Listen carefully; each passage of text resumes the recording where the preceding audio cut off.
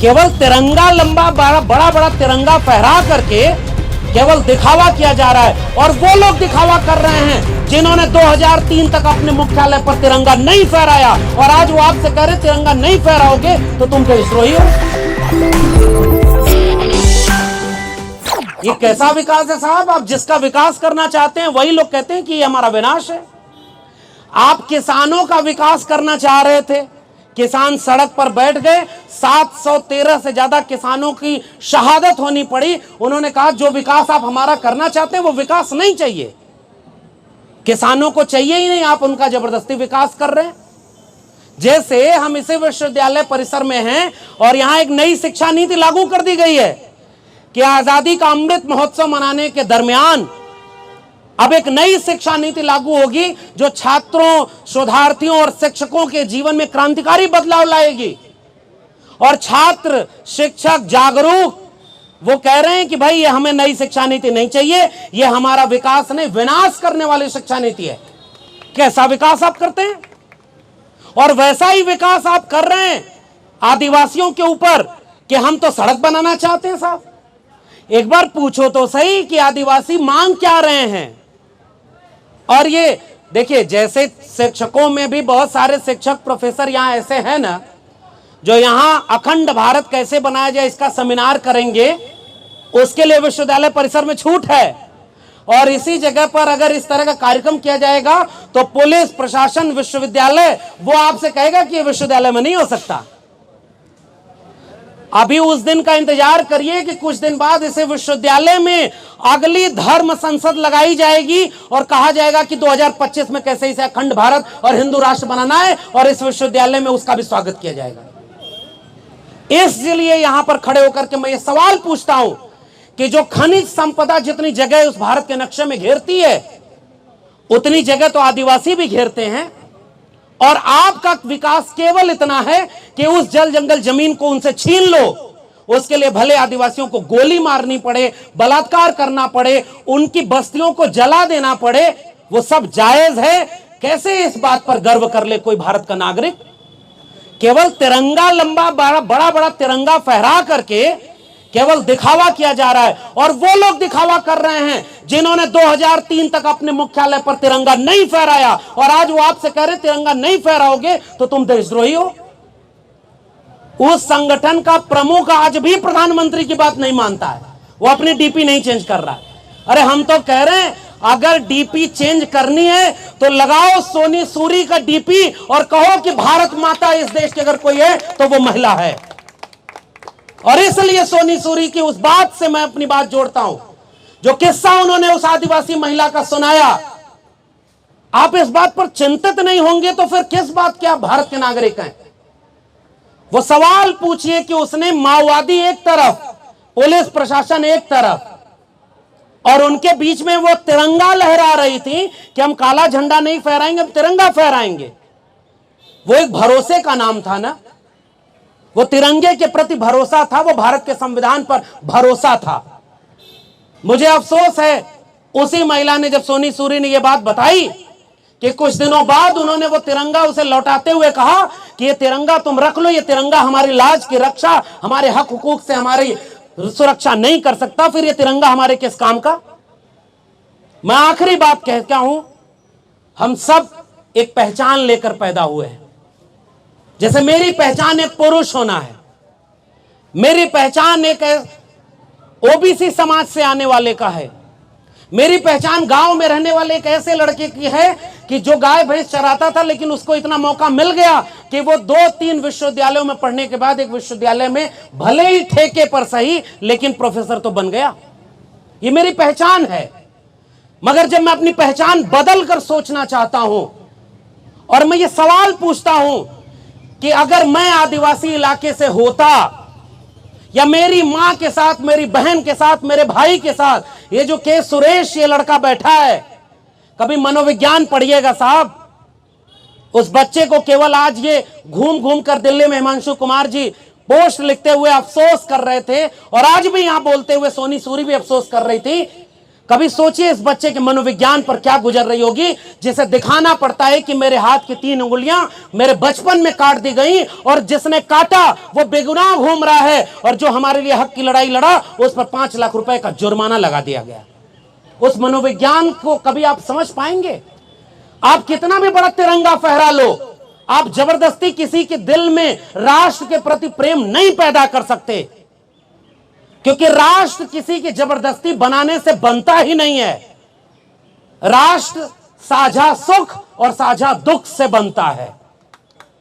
और आज इस मुल्क में उस कोने से आए हुए आदिवासी हमसे सवाल पूछ रहे हैं, भाई अगर हम इस मुल्क के बाशिंदे हैं, अगर मेरी पहचान आदिवासी नहीं है, तो क्या मुझे यह जुल्म और ज्यादती पता ही नहीं होगा? और अब मैं जबरदस्ती इनसे कहूंगा कि नाज करो इस हिंद पर कि तुम्हारा मुल्क है। ये लोग आज ये नहीं पूछेंगे कि जो हमारे हक की लड़ाई लड़ रहा है वो गुनहगार है, तो इस मुल्क पर कैसे मैं नाज करूं? वो साझा सुख और साझा दुख कहां गया? साझा सुख भले ही कम हो, राष्ट्र बन जाएगा अगर साझा दुखों का रिश्ता हमारा बन जाए। हम इनके दुख में अगर दुखी महसूस नहीं कर रहे तो माफ करिए साहब, हम इस मुल्क के बाशिंदे होने में कोई गर्व नहीं कर सकते। हम बस उस पहचान से आते हैं कि हम दिल्ली विश्वविद्यालय में हम यहां पर पहुंच गए और अभी नई शिक्षा नीति लागू हो गई है। अब इस मुल्क के किसान, कमेरा जातियों के लोग, उनके बच्चे अब कभी इन विश्वविद्यालय में नहीं पहुंच पाएंगे। यह नया भारत बन रहा है और देश की संसद में खड़े होकर इस देश का शिक्षा मंत्री कह रहा है कल कि देश के विश्वविद्यालयों को जरूरी नहीं है कि सरकार ही पैसा दे तभी चलेगी। फिर सरकार किस काम के लिए है? अंबानी और अडानी को पूरा देश बेचने के लिए है? आदिवासी राष्ट्रपति बनाएंगे और कहेंगे कि 75 साल में पहली बार हमने एक आदिवासी महिला को राष्ट्रपति बनाया। हम इस बात का विरोध नहीं कर सकते, हम स्वागत करेंगे कि हां भाई तुमने बनाया। लेकिन जब नॉमिनेशन हुआ उस महिला का राष्ट्रपति पद के लिए, उसी समय वो ग्राम पंचायत अधिनियम जो ये शर्त रखता था कि आदिवासियों की कोई जमीन ग्राम पंचायत से बिना सहमति के नहीं छीनी जा सकती, उसमें संशोधन कर दिया गया और अब कोई भी सरकार विकास के नाम पर उनकी जमीन छीन लेगी। ये है नया भारत। इसलिए आपको दिखाया जाएगा कि मैंने एक दलित को राष्ट्रपति बना दिया, मैं ओबीसी प्रधानमंत्री हूं। ऐसा ओबीसी प्रधानमंत्री है जो आज तक कभी मंडल कमीशन के नाम ही नहीं लेता है, जाति जनगणना होनी चाहिए इसका नाम ही नहीं लेता है। वो केवल चुनाव में याद करता है कि मैं ओबीसी हूं, बाकी समय वो कहता है गर्व से कहो मैं हिंदू हूं और मुझे 2025 तक इसे हिंदू राष्ट्र बना देना है। ये कौन सा मुल्क है भाई? मेरा सवाल इस मुल्क के आजादी के 75 वर्ष मनाए जाने के दौरान है और यह सवाल पूछना कोई भी गुनाह नहीं है, क्योंकि यह हक हमें इस देश का संविधान देता है, जितना बचाए उतना ही। इसलिए मैं केवल यह सवाल पूछ करके वह सवाल करते हुए कि मुझे नहीं पता ये चंद लोग जो यहां पर खड़े हैं उनके बीच से सोनी सूरी या सुरेश या हिमांशु कुमार जो लड़ाई लड़ रहे हैं या जो ये लोग यहां आए हुए हैं, कभी सोच कर देखिएगा जो बस्तर में हो रहा है क्या वो कश्मीर में नहीं हो रहा है? कौन सा मुल्क है फिर ये? कश्मीर का भारत कौन सा भारत है? नॉर्थ ईस्ट का भारत कौन सा भारत है? वहां पर इरोम शर्मिला जिसने आप सपा के खिलाफ इतनी लड़ाई लड़ी, क्या मिला अंत में उन्हें इस मुल्क में? केवल सेना, मिलिट्री, पुलिस। और पुलिस केवल इसलिए कि आप लोकतांत्रिक मूल्यों की आवाजों को केवल दबाएंगे। माफ करिए साहब, हम एक विश्वविद्यालय के छात्र हो सकते हैं, प्रोफेसर हो सकते हैं, हमारा पेट भरा हुआ है तो हम यहां खड़े हैं। जो रिक्शा चला रहा है, जो ठेला चला रहा है, जो खेती किसानी मजदूरी कर रहा है, उसे तो कई बार पता ही नहीं चल रहा होगा कि इस मुल्क को कैसे बर्बाद किया जा रहा है। इसलिए यह जिम्मेदारी हमारी है, क्योंकि हम ये जानते हैं कि हमारे सामने कैसे संविधान तहस नहस किया जा रहा है। आप भगवा रंग का संविधान बना के लहराओ, आप किसी मुल्क के मंदिर मस्जिद के नाम पर देश की जनता को लड़ाओ, शिक्षा रोजगार पर कोई बात नहीं करो, आपको कोई सरकार प्रशासन नहीं छेड़ेगी, आपके ऊपर कोई मुकदमा नहीं होगा। और आप अपने हक की बात करो, आपके ऊपर मुकदमे लगाएंगे और आपको जेल में डालेंगे। तो जेल तो हमारे लिए कहा जाता है ना कि एक दूसरा घर है। और मैं तो हिमांशु कुमार को सैल्यूट करता हूं, जिन्होंने यह वादा किया कि मैं 5 लाख रुपए नहीं भरूंगा, तुम्हें जेल में ले जाना है तो जेल में ले जाओ। हक की लड़ाई में अगर ऐसे ही जेल जाना होता, जेल से डर लगती। अरे जेल से तो वो डरे जिनके पुरखे माफी मांगा करते थे कि जेल से निकाल दो, हमको पेंशन दे दो और हम जीवन भर तुम्हारी दलाली करेंगे।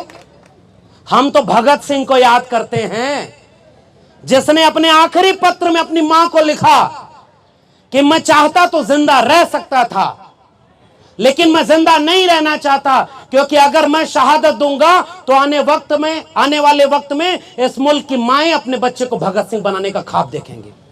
इसलिए उस उम्र में उन्होंने कुर्बानी दी, उस भारत के लिए कुर्बानी दी जिसमें गोमपाड़ा के लोगों को न्याय नहीं मिलेगा। उस भारत के लिए भगत सिंह ने कुर्बानी दी जिसमें केवल हिंदू मुस्लिम का दंगा कराया जाए और आपका पलक पावड़े बिछाकर सम्मानित किया जाएगा। उस भारत के लिए उन लोगों ने शहादत दी जिसमें शिक्षा रोजगार पर कोई बात नहीं होगी। माफ करिए, मुझे उस भारत पर कोई गर्व नहीं होता, मुझे शर्म आती है कि मैं भी उस भारत का हिस्सा हूं। मगर हां, मैं उस भारत को बिरसा, फूले, अंबेडकर और पेरियार के सपनों का भारत बनाने के लिए लड़ूंगा। उस बात पर मुझे गर्व है कि हां, मेरे पास एक ऐसी विरासत है जो इस चीज के खिलाफ ऊर्जा देती है, ताकत देती है। और इसलिए मैं जाते जाते एक कविता और पढ़ना चाहता हूं। यह कविता निर्मला पुतुल की है, बिटिया मुर्मू के लिए। उठो कि अपने अंधेरे के खिलाफ उठो, उठो अपने पीछे चल रही साजिश के खिलाफ। उठो कि तुम जहां हो वहां से उठो, जैसे तूफान से बवंडर उठता है, उठती है जैसे राख में दबी चिंगारी। देखो अपनी बस्ती के सीमांत पर जहां धराशायी हो गए हैं पेड़, कुल्हाड़ियों के सामने असहाय रोज नंगी होती बस्तियां एक रोज मांगेंगे तुमसे तुम्हारी खामोशी का जवाब। देखो बस्ती के सीमांत पर जहां धाराशायी हो रहे हैं पेड़, कुल्हाड़ियों के सामने असहाय रोज नंगी होती बस्तियां एक रोज मांगेंगे तुमसे तुम्हारी खामोशी का जवाब। सोचो तुम्हारे पसीने से पुष्ट हुए दाने एक दिन लौटते हैं तुम्हारे मुंह चढ़ाते तुम्हारी ही बस्ती की दुकानों पर। कैसा लगता है तुम्हें जब तुम्हारी ही चीजें तुम्हारी पहुंच से दूर होती हुई दिखती हैं। इन सदियों का क्या है, आएंगी जाएंगी। इन सदियों का क्या है, आएंगी जाएंगी।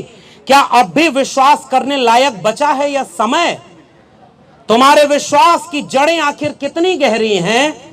समय के द्वारा लगातार कुतरे जाने के बावजूद क्या वे पाताल में गई हैं? जबकि तुम्हारे हिस्से में भूख और थकान के सिवा एक बेहतर जिंदगी की उम्मीद के शायद कुछ भी नहीं है। विडंबना ही है कि ईश्वर पर सबसे ज्यादा कैसे करती हो विश्वास। उठो बेटिया मुर्मू, तुम्हारे लिए जय भीम, जय मंडल, संविधान जिंदाबाद, उल गुलाम जिंदाबाद, इनकलाब जिंदाबाद।